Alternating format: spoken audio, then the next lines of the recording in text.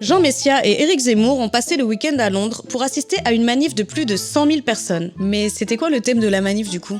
Nous sommes, vous et nous, soumis au même processus de grand remplacement de nos peuples européens par des peuples venus du Sud et de culture musulmane.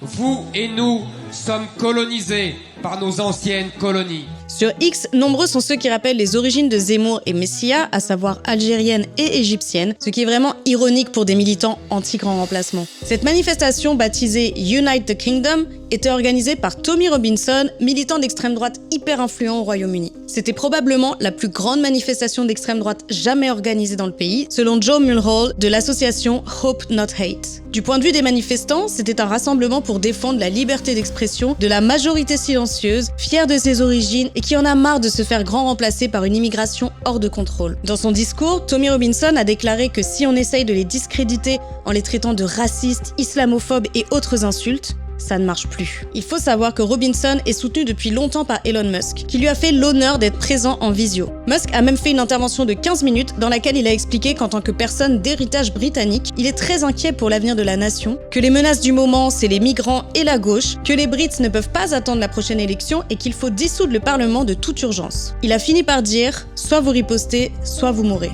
Autre invité virtuel, Charlie Kirk, militant d'extrême droite assassiné le 10 septembre aux États-Unis. Beaucoup de pancartes lui rendaient hommage et une minute de silence a été observée en sa mémoire. En marge du rassemblement, une contre-manif de 5000 personnes a été organisée par le groupe antiraciste Stand Up to Racism UK. En attendant, les suprémacistes blancs construisent des alliances et sont de plus en plus à l'aise et leur mouvement désormais mondial ne cesse de s'amplifier.